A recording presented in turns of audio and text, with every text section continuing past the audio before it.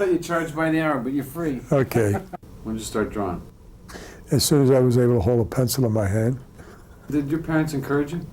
My mother did. My father thought I was wasting my time. I should have learned a trade, not a profession, a trade. What do you want you to do? Anything to earn a buck. Well, at least you learned that lesson, didn't you? Yeah. No, I never listened to him. I listened to my mother. What kind of training did you have? Did you go to any? I went to the High School of Music and Art where they developed your appreciation of art. They took it in museums and they gave you a canvas or watercolor paper and you painted. You know, they put up a still life in front of you and you copied it. And after high school, well, while I was going to high school, I went to Pratt at night for a couple of hours a week and I had design and figure drawing. Then I went to the Brooklyn Museum.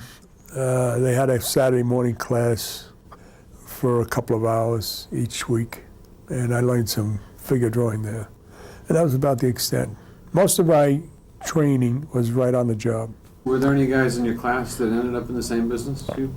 Well, that's how I ended up. I had a friend of mine who was in comics, and he would give me addresses to apply for work, and I'd bring samples, and no one would accept them. So how'd you get accepted? I saw an ad one day in the New York Times. They were looking for a comic book artist, and it was timely. And I went up there, showed him my samples. Stan was impressed, apparently, and gave me a staff job. And how'd you like being on staff? I enjoyed it. It was a lot of fun. We were kids. I was a kid. Gene Conan was a kid. Most of the guys were much older than me, us. And it was a nice experience. I worked on staff for about a year and a half, and then they disbanded. There was no staff work anymore. It was just freelance. Did you have any influences from any of the people that you work with in terms of? Not the people I worked with, no. But I was influenced by the syndicated strips, the Prince Valiants, the Tarzans, the Flash Gordons, and all that. I love that stuff. And illustrators. The illustrators from the Saturday Evening Post and Collier's, which don't exist anymore. Do they exist? I don't know. Collier's doesn't. I think Saturday Evening Post does. Yeah, they come out once a month. Fawcett isn't working for me anymore. No, he's dead. Died a long time ago. When was this you started, in the late 40s? What, comics? Yeah. 48. 48. Could you tell at that point that the illustration business was not doing? No, that was the height of the illustration at that time, 48. Wow, that's when I started clipping the magazines, and I clipped them years before. I have a collection at home, it's a tremendous collection. Did you do all various genres for Timely when you started? Yeah, I did westerns, romance, crime. Crime was very popular. Crime Does Not Pay, the most popular comic at that period. We did everything. Superheroes. Superheroes weren't that popular. They were dying out at that time. Crime and detective books were doing. Yeah, right. And how'd you like working on romance books? I didn't mind. I couldn't draw girls in those days. It took me a while to learn. So it was good. At least you learned how to draw girls. Well, nobody taught me. I struggled. And how did I learn how to draw a girl's head? I started off with a baby's head and just enlarged certain areas, and I got a pretty girl. So they all had high eyes, or low eyes. No, they had high foreheads and pug nose, you know, small chin. Before that, they looked like men.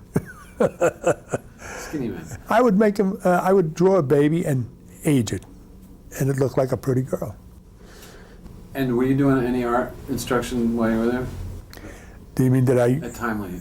Did I go to school or anything? No.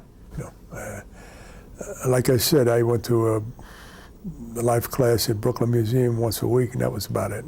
Did you socialize with any guys, even outside Timely, the guys that you worked with that you got along with? Well, I socialized. Well, yeah, I had. We had a group of friends from the neighborhood I grew up with. We were about 6 or 7 guys, I don't remember. And a couple of us were in the art field, advertising, comics. And I socialized with a couple of guys from Marvel. Was that Ramita? No, Ramita I never met until I started working in '66. It was Danny DiCarlo and a couple of other guys, Rudy LePic, I don't know if you, and we would go out on the weekends. You know. Did you guys have a softball team? They had it, but I never played. They never invited me. You didn't volunteer much, huh? No, I lived, I didn't care to get involved with their social activities or whatever, you know. Especially once I moved to the island. It took me 2 hours to get into the city. And I kill a whole day just going into it. In fact, once I started working back in '66 with Marvel again, I really went into the city. Really. I would work at home, and maybe a half dozen times a year I would go into the city to see Stan, let them know that I was still alive. Out of the stuff that you did any of it force you to expand your own personal repertoire in terms of your drawing? Like the romance books, obviously, you had to learn how to draw women over a period of time. Is there anything else that made you draw? Superheroes, you get a chance to draw basic figures. The Westerns give you a chance to draw animals and that kind of stuff? Well, in fact, I still do it. I draw all the time. I draw 7 days a week. And whenever I have a day I'm working on whatever I'm doing, the strip or the book or whatever, at the end of the day, I will continue drawing, doing what I want. Now, one of the things that I'm well known for is the back of the pages that I've worked on, and I've filled up many pages that way. And that's where I learned a lot, because I had no restrictions. I was doing what I wanted to do. And then I would apply it to the stories, the drawings, the positions, the figures, whatever they were doing. And the thing is that I'm a constantly drawer. When I get up, I'm usually up around 5:30 in the morning, have breakfast. First thing I do is start drawing. I'll draw maybe for an hour and a half, 2 hours, maybe 3 hours, depending on how I feel. And then, but it's got to be every day, every day. When you do a comic book page, how do you determine layout in terms of shape of size and how the story? Well, you have a determined size. All right, it's 10 by 15. You know you're going to work that. And depending on the scene. In other words, if I was doing a Conan shot and there was a battle scene, I knew automatically it would be a panoramic scene, so I'd go right across the page. If it's an individual, for example, a very important person, maybe the king, introducing the king, I would take up maybe a quarter of the page to introduce this guy sitting on a throne looking down at the subject. For example, when I did Mephisto, I introduced him. And one of the panels, I think he took an entire page sitting on his throne looking down at his minions, the characters that worked for him. Now, did you learn basically on your own through experience how to do pacing for panels and how to do dramatic effects, or did you learn from other guys? I learned from one guy specifically. I think I learned from everyone, but one guy specifically was Jack Kirby. When I first went back to Marvel, the first book they gave me, it was a disaster, but I didn't realize it at the time because I'd just come out of advertising, and it's a different ball game. And Stan pulled me aside. He said, "John, look at these books." And he gave me a stack of Jack Kirby books, and it was a revelation to me. And from that moment on, my work started to improve, and I had a different outlook on how to present the layouts, the stories, the storytelling, and all that. And right up till today, I still have those books, and I occasionally will glance at them if I find myself up to, hitting a wall.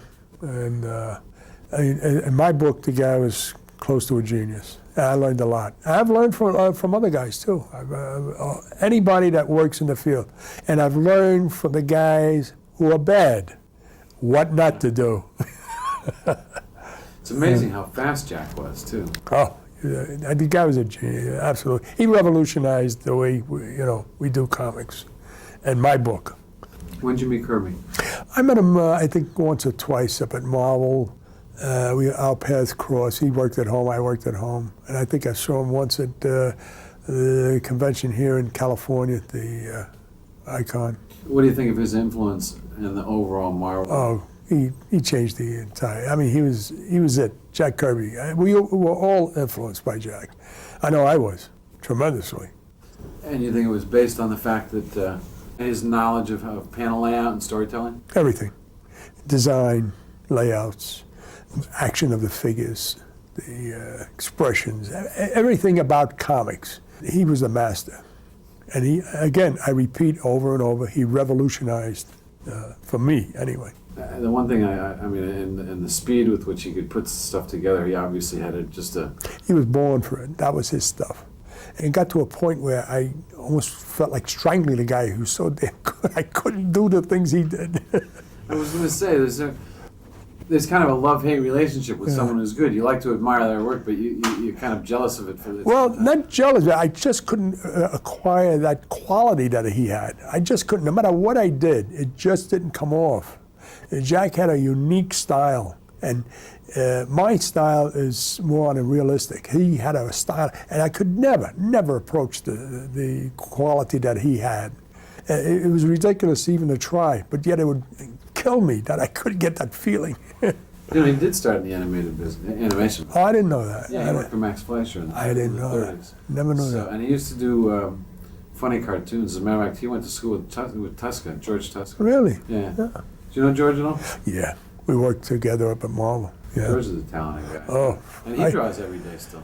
I used to swipe his stuff when he was doing Crime with Dan Barry. 2 superstars for Crime Doesn't Pay. And I used to swipe both those guys. Charlie Biro, they were working for Charlie Biro. Yeah, Charlie Biro, right. Did you ever do any work for those guys? No, I never did. He loved action, adventure, and fight scenes. Oh, he's great. I haven't seen George for about 2 or 3 years. We met at one of these luncheons where all the artists were meeting, and he was there.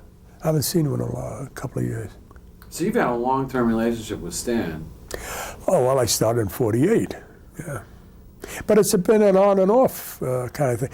I started in 48, I left in, I think, 50.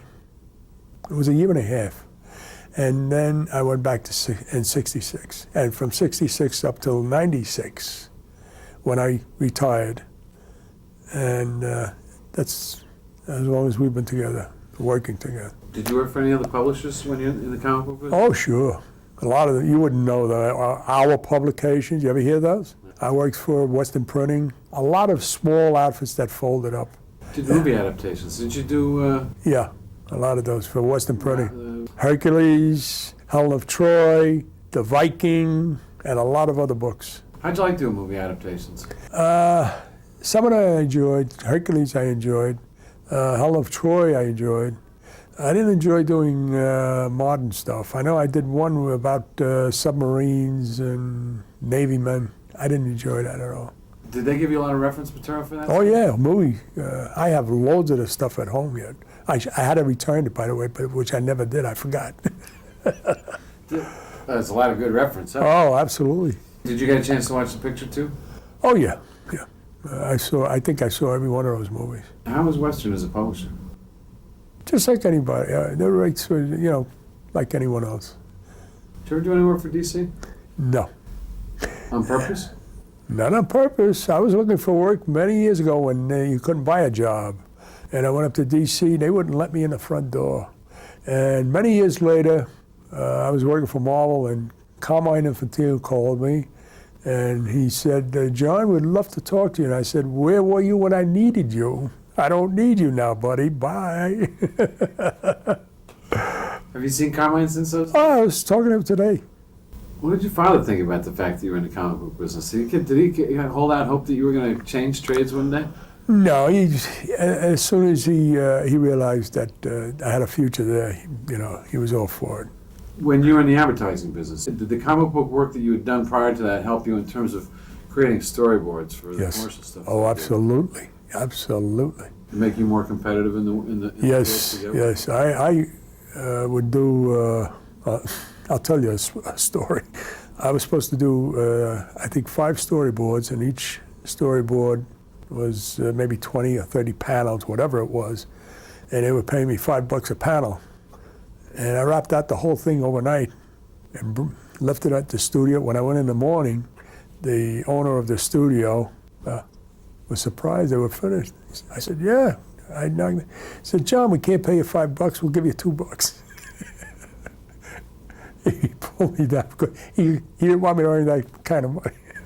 You were way too fast for it. Did you look at the animation field as a possibility since you were doing storyboards and No, I never cared for animation. That was not my field. When you went back to Marvel and Stan enticed you to come back and convince you that the business was okay, how long did it take before you felt like what he said was actually true? Well, I accepted it. I had a family, I had a house, a mortgage, I had, expenses. And so either I accepted it, and go along with it, or otherwise I didn't, and I accepted it. Did your relationship with him change over time based on you? Well, he had more confidence in me. In fact, when Jack Kirby created the Silver Surfer, okay, and it became an instant hit with the public. They loved it.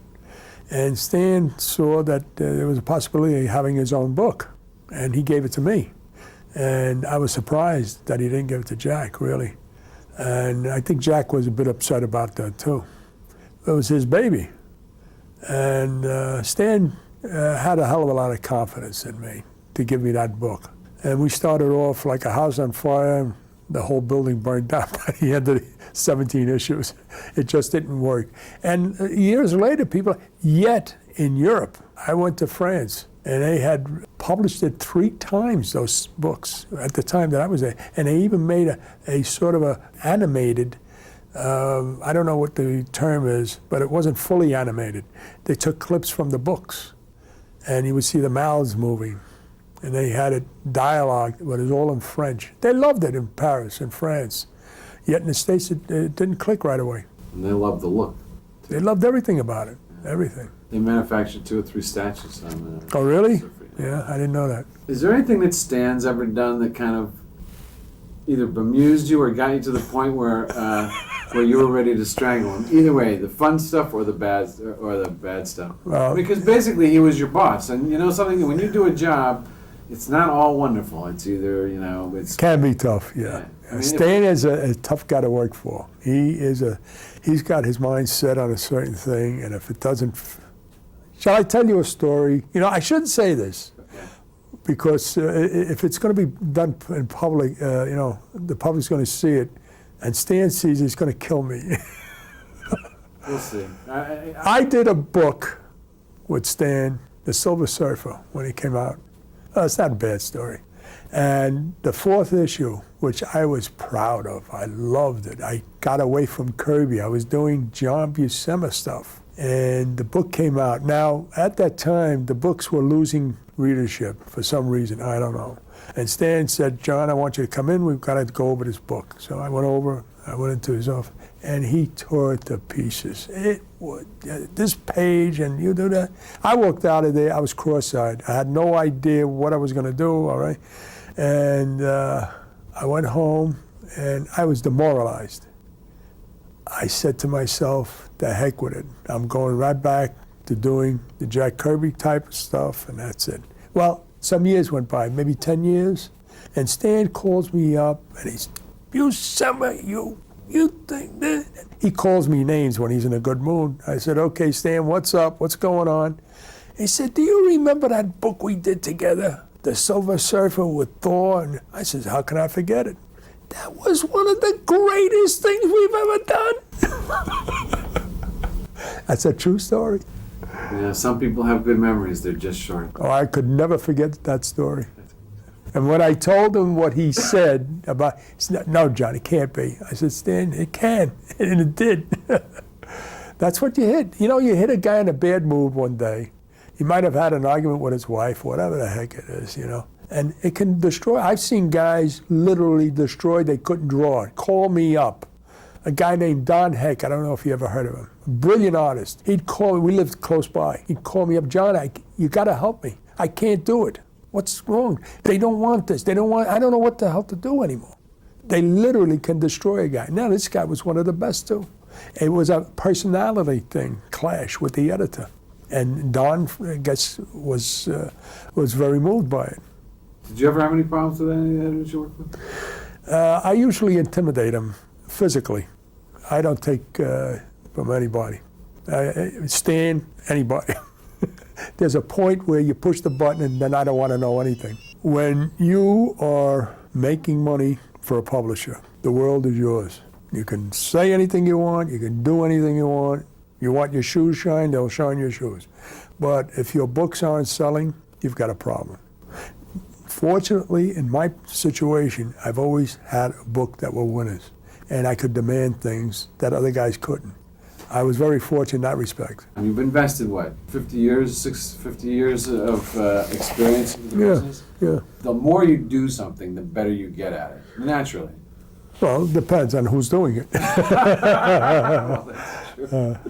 Do you feel confident in your ability to get almost anything done in the comic book business? Right now, yeah. Today, I think I have enough experience to go in almost any direction that they ask me to go in. You know, romance, crime, westerns. I love doing westerns. Period things. I love all that kind of stuff. Do you always refer back to reference on a lot of this stuff for? Well, if it's very important, I would. You know, for example, I hate drawing cars. I can't draw a car to save my life, so I need reference. Airplanes, trains, stuff like that, mechanical things. I have no concept. In fact, I hate drawing them. But if I have to, I will, you know, I have a scrap file with that stuff. Motorcycles. Do your kids like the fact that you were a freelancer working at home and they got a chance to see you all the time? They couldn't care less. And how about you? Did you like being around the house to be able to see them all? Yes, I enjoyed it. I saw my children grow up. And when I was in advertising, I never saw them. It was a miserable life because it took me almost 6 hours a day round trip to go into the city and work. And many times we had campaigns would take the weekends away from me. I'd have to work the whole weekend and never see my family. And that's one of the reasons why I went back to comics, because I was working at home, saw my family, and it worked out well. Made life easier. Yeah, all much easier, believe me. Out of your entire career, what do you take out of it in terms of your interest in the business, one way or the other? The business? Yeah. I really don't. It means nothing to me. You know, it was a means of earning a living. I've done maybe a half dozen different things that I'm proud of. Like? The Conan graphic novel, which I think is one of the best things I've ever done, and a couple of other Conan things. The other superheroes, I've never been into superhero. I've never been comic oriented. I dropped comics, I think when I was about 13 or 14. I wasn't interested in it. I became interested in painting and illustration. And it was never my thing, never. So when are you going to paint? When I get older. You're going to get older after you retire? Yeah, after I retire. Have you ever thought about just picking up the brush and doing it? You want to know something? It's not that easy. It's not that easy to start doing something that you're not familiar. You know, it's been many years since the last paperback cover that I did was more than 30 years ago, before I went back to Marvel. So that's been a long time since I've painted. You won't get the technique back unless you... No, you gotta pray. You gotta paint every day, which was what I was doing in those days. Yeah. Do you have subjects in mind if you did? It's got to be figure work. I love doing figures. Yeah, it can't be anything mechanical, you know, airplanes or anything. I have no desire to do that. I want life, animals. I love doing animals. Anything that's animate. That'll be interesting to see if you ever get to it. Yeah, we'll see. I'm still a young kid. I'll tell you a story about You're that. in great shape. Yeah, like hell. I was in Spain, and I was being interviewed on a stage, and I had a guy who was translating. And they were asking me, at the time I had retired, they asked me, what do you intend to do? I said, I'm going to be painting, you know, I'm giving up comic. And when do you intend to do it? I said, well, I've got plenty of time. I have a contract with my lawyer. I'm going to live to 110, and then and he tells the audience that I have a contract, I'm going to live 10 more years instead of 110. Were there sad faces in the audience? Yeah. Sergio Aragones told my wife what he said, because Sergio understands Spanish. Yeah, absolutely, of course. You're going to live 10 more years. I'm going. Every time I see Sergio, he tells me you got another year left. Oh, yeah, no, another year's gone by. Did you think that it was a problem to be tied to one book instead of doing several different features for that reason? Well, I remember one time they gave me Spider-Man to do. I think I did 6 or 7 issues. I hated every bit. I hated the character. I hated all the other sub-characters, and I refused to do it anymore. But most books they gave me, the Avengers, whatever, I took whatever they gave me. It made no difference, except the Conan books, which I was on for many, many years. You got tied to the character. I loved it. I enjoyed it. I never got tired of it. Did you read the books when you were a kid? No, not as a kid. When I came into Marvel, Roy Thomas introduced it, and he gave me all the paperbacks, and they were great. I loved every one of them. I could visualize the stories. It's interesting to look at the European stuff. I mean, I would expect that you would like it more than you like the American stuff, because it's very story-oriented and it tells it. Well, they're not into superheroes. It's more. But they're not into continuing stories either. They like to have a complete book that has a story from beginning Yeah, to well, end. they have pretty thick books too. 100-page books and all that, and they have some fabulous talent in Europe. Unbelievable. Yeah. How do you like going over there? I love it. I go every year. I said, is it worth staying in the comic book business to do that? I do comics to earn a living. Actually, right now, anything I do, I use to travel. It's easy. I knock off a book and I tell my wife, what do you say? We take off. Or if I'm invited to a convention, in October, I've been invited to go to Spain. My wife and I. Gene Colan's been invited, a couple of other guys, Joe Kubert. I love going there. That's a beautiful, beautiful country. Food's good too. Yes, except Ireland. They like to drink. They don't like to eat. I get a decent meal in Ireland. I was in Dublin. I had to go to McDonald's. That's bad. It is. Well, food in the UK generally is bad everywhere. No. In London, I hit some restaurants, fabulous. Their roast beef, you can't beat it. Yeah, okay. There's some, but they only cook about 2 or 3 decent meals. The rest of it's kind of... No, I've been to Italian. I was in an Italian Oh, restaurant. no. Don't get me wrong. The Italian restaurants, the Indian restaurants, they have great... Oh, I see. Okay, all right. If you try and buy English food, Oh. it's overcooked and it's usually... I found the roast beef was great. And what do you think about all this stuff? Like what? The conventions and all that Oh, stuff. geez, I'm too old for that stuff. It's killing me. Pretty amazing people. Anything you like about the business? Well, he gave me 3 square meals a day, paid the rent. Kept you drawing so that you kept your talent up. Yeah, well, I was never really, it's a job. I don't take that great pride in it, and I don't know. I've never been a comic book artist, loved it that much. Like some guys, that's all they want. I know, I've talked to Joe Kubert, for example. That's all he wants. This is his life. I've talked to other guys. They dream, they eat it, they sleep it, they love it. I can do without it. Do you feel confident that at least you are you're good at it? Oh, by this time, if I don't know if I'm good at it, there's no hope for me.